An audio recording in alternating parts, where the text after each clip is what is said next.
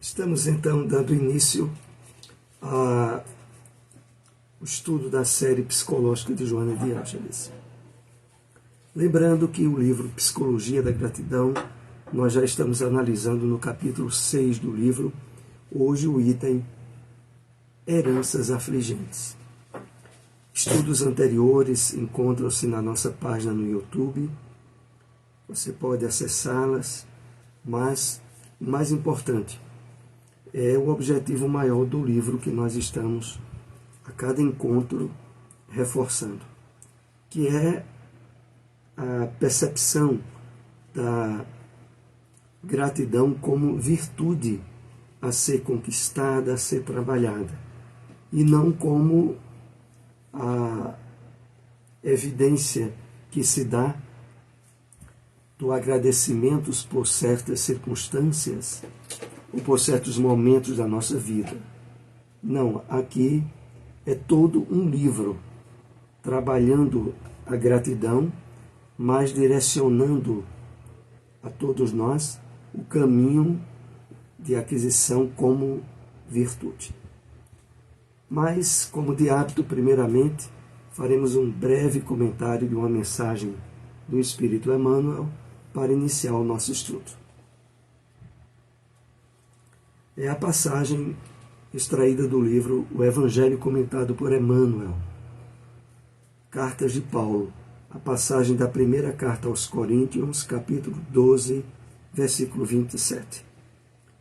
Extraímos este parágrafo. Não é admissível que alguém entregue o espírito à direção do Cristo e a veste corporal aos adversários da luz divina. O Senhor age em nós, a favor de nós.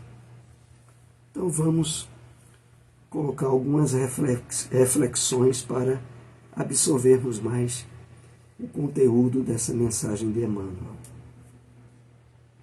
Emmanuel se refere a um fato relativamente comum para todos nós, dos conflitos que se dão entre as nossas experiências do passado, que estabeleceram, através de diversas encarnações, vícios, desequilíbrios, afrontamentos que tivemos com as leis divinas. E agora, ao nos depararmos com a luz do Espiritismo, o Consolador prometido por Jesus, não poucas vezes nos percebemos vivenciando certo nível de conflitos, onde o que é certo, o que sabemos que é correto se fazer, não vivenciamos. E isso faz alvo dessa observação de Emmanuel, quando ele diz: entregar o espírito à direção do Cristo, ou seja, ter o entendimento, a compreensão do que é certo se fazer, e a veste corporal aos adversários da luz divina, que é vivenciar atitudes e comportamentos que se conflitam com aquilo que de fato nós sabemos ser certo. Adversários da luz divina, podemos aqui perceber, não apenas com as interferências espirituais obsessivas ou conflitivas, não. É com a nossa própria sombra, com as tendências do passado delituoso, que não poucas vezes se conflitam com aquilo que agora sabemos ser certo ser feito. Então, a mensagem de Emmanuel é no sentido de nos chamar a atenção ao exercício de uma vigilância ainda mais ativa, aonde aquilo que sabemos que é certo estejamos fazendo. E fechando esse esclarecimento, Emmanuel diz: o Senhor age em nós, a favor de nós. Essa última parte é muito importante. porque na medida em que estendemos a nossa compreensão das leis divinas, do amor e da misericórdia de Deus, que nos possibilita, através da reencarnação, alcançar patamares de progresso e de evolução a caminho da felicidade plena do reino dos céus. Ter a consciência e a certeza do funcionamento dessas leis faz com que nós nos percebamos que, de fato, o Senhor age em nós.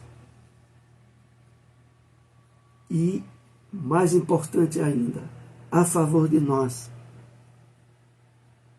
Porque até o momento da presente encarnação, em que nos deparamos com a bênção do Consolador prometido por Jesus, as inúmeras tentativas que já fizemos de querer alcançar uma felicidade ou um bem-estar sem levar em conta as leis divinas, e por isso mesmo quebramos a cara inúmeras vezes, agora a revelação espírita nos diz: tenhamos certeza, as leis divinas agem em nós, mas também e sobretudo em favor de nós. Vamos assim iniciar os comentários do tema Heranças Afligentes, que está no capítulo 6 do livro Psicologia da Gratidão. Os atavismos defluentes do processo antropossócio-psicológico remanescem no ser humano com a força dos velhos hábitos, com toda a predominância dos instintos agressivos defensivos, mutilando algumas aspirações enobrecidas e dificultando a vivência das atitudes novas. Como podemos perceber, esse primeiro tópico que separamos aprofunda o que estávamos comentando da mensagem do Espírito Emmanuel.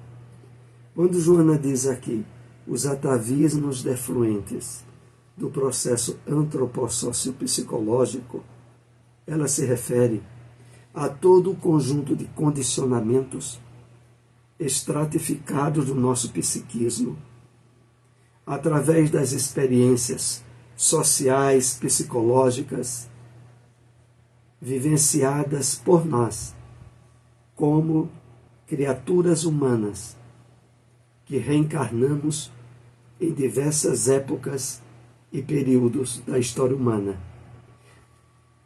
Todo um conjunto de condicionamentos, que aqui Joana usa a palavra atavismos, modelos, padrões de atitudes que antes achávamos que era certo, mas que hoje sabemos que não é.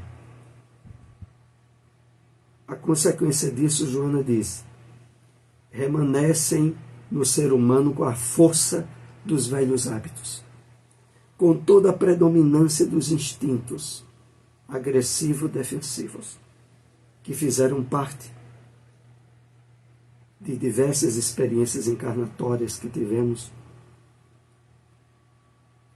em épocas recuadas, mutilando algumas aspirações enobrecidas, dificultando, cortando aspirações que hoje temos em termos de vivência do bem, do amor e da caridade, e que sofrem o impacto do nosso passado, dificultando a vivência das atitudes novas. Ora, diríamos exatamente aquilo que Emmanuel nos trouxe na introdução desse estudo.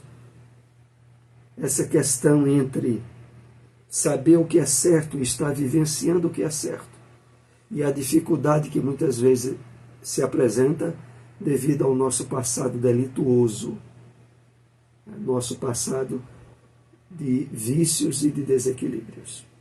É isso que Joana aqui se refere. Prossigamos. Dentre esses destaca-se o que diz respeito à ingratidão. No estado de primarismo do comportamento, mediante o qual ainda se está agindo na fase do egocentrismo, não se valoriza a contribuição das demais pessoas, acreditando-se merecedor de todos os serviços. Então aqui Joana vai trabalhando conosco a exata conscientização dessas questões, para que mais adiante percebamos os recursos que a doutrina espírita nos oferece, e a psicologia de Joana de Ângeles, sobretudo, para a superação disso e para o estabelecimento desse estado de gratidão como virtude adquirida, presente no nosso dia a dia, nas mais variadas situações. Então, dentre esses atavismos, desses modelos de desequilíbrio que jazem no nosso inconsciente, destaca-se a ingratidão. E não há dúvidas, porque mesmo nos dias atuais, enquanto a criatura humana não resolve o seu campo de conflitos íntimos, que repontam do seu passado, ela não consegue ser efetivamente grata. E para resolver esses conflitos íntimos, indispensável a aquisição da consciência da imortalidade da alma, das leis divinas, da reencarnação, dos postulados básicos da doutrina espírita, que nos habilitam a, mesmo enfrentando problemas, dificuldades, doenças no presente, encontremos meios de transcender e de superar, vivenciando um bem-estar íntimo, o estado de gratidão, que é nosso objetivo maior. Então, voltando aqui o texto ainda, que diz respeito à ingratidão no estado de primarismo do comportamento, mediante o qual ainda se está agindo na fase do egocentrismo, aonde as questões bem primárias de acharmos que a vida era apenas uma experiência de satisfação de instintos, da forma mais variada e intensa possível, e descentralizar todos os objetivos da vida no corpo perecível, isso esteve íncito em nós ao longo de diversas encarnações. Mas agora é chegada a época de superarmos tudo isso. Não se valoriza a contribuição das demais pessoas, acreditando-se merecedor de todos os serviços. Porque é aquilo. Enquanto a criatura humana jaz no egocentrismo, no egoísmo exacerbado, ela só pensa nela. E tudo o que recebe da sociedade ou dos outros, ela recebe como sendo algo que ela merece totalmente e que não tem que retribuir coisa alguma. É essa a expressão predominante do nosso passado. Mas agora, com a bênção da revelação espírita do Evangelho do Cristo, o nosso direcionamento é totalmente outro. Agora nós aprendemos que a felicidade verdadeira está em compartilhar, está em ter atenção, amorosidade e afeto perante as necessidades do próximo, em querer, na vivência da caridade, suprimi-las, diminuí-las. E passamos a ver serviço e trabalho na ótica do Espírito Eterno, aquela colocada pelo Cristo. O Pai até hoje trabalha e o seu Filho também. Então, prossigamos. A sombra é o arquétipo dominador da conduta nessa fase da evolução psicológica do ser humano. O predomínio do instinto de conservação da vida modela o caráter humano com tal vigor que sempre coloca o indivíduo em atitude defensiva. Analisando aqui o primeiro ponto, aqui, a primeira frase. A sombra, nosso inconsciente de desequilíbrios, é o arquétipo, é o modelo dominador da conduta nessa fase da evolução psicológica do ser humano. Claro, Joana se refere ao nosso passado. A predominância do instinto de conservação da vida modela o caráter humano com tal vigor que sempre coloca o indivíduo em atitude defensiva. É aquela questão. Para a criatura humana que desconhece a realidade da vida espiritual e de que a experiência no corpo é uma breve temporada onde a verdadeira vida transcorre no plano espiritual e ela desconhece isso totalmente, ela volta-se tudo para ela. No egocentrismo, na atitude defensiva de querer se proteger de qualquer revés que a vida possa lhe causar. Então, esse estado ainda predomina em uma grande maioria da humanidade que vivencia a ótica do materialismo, a visão curta da vida apenas em termos orgânicos e que sofre todo o impacto das vicissitudes e mudanças e problemas que a vida apresenta no mundo de provas e expiações como a Terra. Prossigamos. O Espiritismo oferece os recursos surpreendentes da iluminação, portanto, da perfeita integração do eixo ego-self, como indispensável para a harmonia pessoal, o reconhecimento amoroso à vida por tudo quanto possui e flui.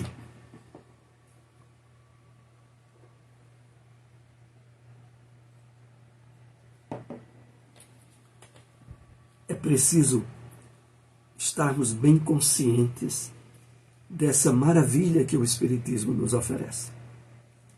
Recursos surpreendentes da iluminação, que se dá no aprofundamento que façamos da realidade da vida espiritual, das leis divinas, da nossa verdadeira natureza. Continua Joana. Portanto, da perfeita integração do eixo ego-self. Essa perfeita integração só se vai verificar na medida em que, trabalhando o autoconhecimento, a autoiluminação, transcendendo os vestígios de desequilíbrios do nosso mundo de sombra, para agora aquisições de virtudes, aí se dará essa integração, como indispensável para a harmonia pessoal, o reconhecimento amoroso à vida por tudo quanto possui e flui. É uma consequência natural, na medida em que nós nos iluminamos, nos equilibramos à luz do Evangelho do Cristo, a nossa visão que antes era desgastada e suprimida pelo egocentrismo, passa agora a ser ampliada e estendida pelo altruísmo, pelo amor ao próximo, pela vivência da caridade, que é o reconhecimento amoroso à vida e a tudo quanto possui e flui. E isso nós podemos verificar no exemplo bem rápido no nosso dia a dia. Quando nós estamos, de fato, em paz com a consciência, em paz com a vida, nos sentindo bem, equilibrados, vivenciando um certo nível de gratidão, o nosso olhar sempre se abre à possibilidade de perceber problemas e necessidades que outras pessoas têm E, claro, com a atitude de querer ajudar. O contrário se dá quando nós nos nutrimos do egocentrismo, dos desequilíbrios íntimos, e aí só pensamos em nós. E as piores necessidades que outros estejam vivenciando não nos toca o mínimo. E problemas só achamos que nós é que temos, os outros não. Esse é o padrão do egocentrismo, que esteve em nosso comportamento ao longo de diversas eras e que agora, com a bênção do Espiritismo, da psicologia de Joana de Ângeles, nós somos chamados a resolver de uma vez por todas. A verdadeira aristocracia é a predominância de determinada classe social sobre outras. Antes chamada nobreza, aqueles que nasciam já de tradição familiar elevada e por isso detentores de vários privilégios. Aqui é uma referência a um texto do codificador que se encontra em Obras Póstumas. A verdadeira aristocracia refere-se ao nobre codificador. É aquela de natureza intelecto-moral, na qual a inteligência e o sentimento unem-se, dando lugar à sabedoria, à libertação das paixões primevas, à superação das heranças negativas e dos atavismos perturbadores. Que maravilha, né? A gente vai percebendo a perfeita consonância, a harmonia entre os textos da psicologia espírita e os textos mesmos da codificação. Então, o codificador faz uma referência aqui muito importante àquilo que de fato estará inclusive prevalecendo na sociedade humana mais adiante, quando a gente passar desse período de transição, né? Porque até lá nós ainda vivemos um período onde em diversas sociedades e países impera ainda o poder do dinheiro e dos privilégios pessoais que alguns trazem. Mas adiante será o de natureza intelecto-moral, na qual a inteligência e o sentimento estarão unidos à sabedoria e efetivando com isso a superação do homem das paixões primevas, das heranças negativas e dos atavismos perturbadores que estavam antes no nosso mundo de sombras. O inevitável progresso moral vem diminuindo o perverso comportamento, anulando o poder das classes dominadoras por circunstâncias adversas e ancestrais, abrindo espaço para os direitos humanos, ampliando as possibilidades de igualdade entre as pessoas. Isso tem acontecido, claro, não de uma forma ostensiva nos dias atuais.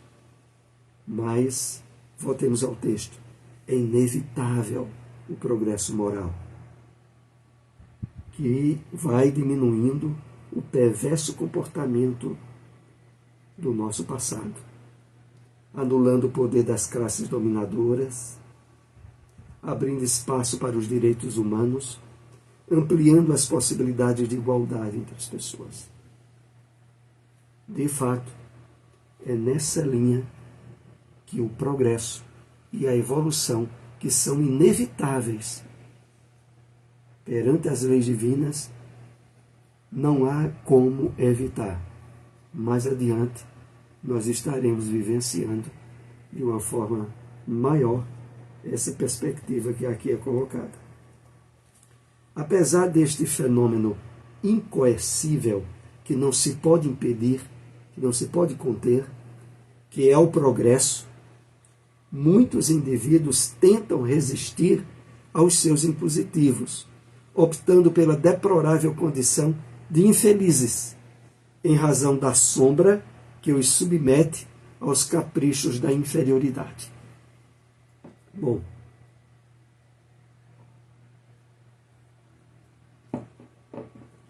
aqui é preciso trabalharmos algumas ideias centrais que Joana coloca. Primeiro, a certeza, a convicção absoluta. O progresso não há quem o possa conter. Mesmo assim, há indivíduos, há pessoas que tentam resistir. Mas de que forma? Optando pela deplorável condição de infelizes.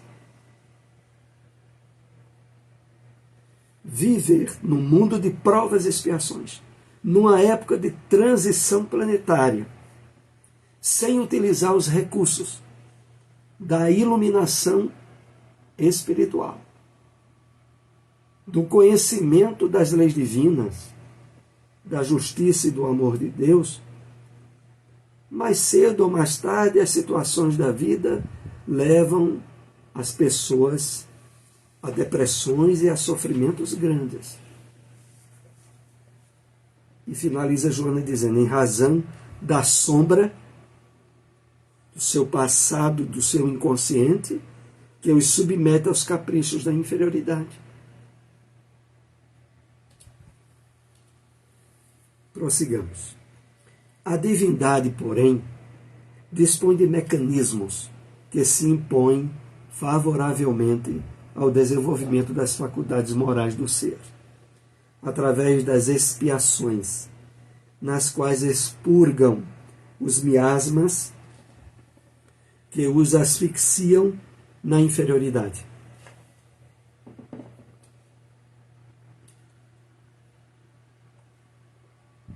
É um mecanismo não muito agradável, claro. Mas se a criatura humana torna-se renitente e não tem como fazê-la avançar em termos de aberturas para o progresso que o próprio planeta vai estabelecendo, bom, aí as expiações. Expiações que não significam castigo, porque através delas se expurgam, se limpam os miasmas, os detritos provenientes dos desequilíbrios morais que asfixiavam a criatura na inferioridade. Então, é o resumo daquela questão de evoluir ou pelo amor ou pela dor. Ou nos tornarmos flexíveis ao progresso que invariavelmente é estabelecido pelas leis divinas, ou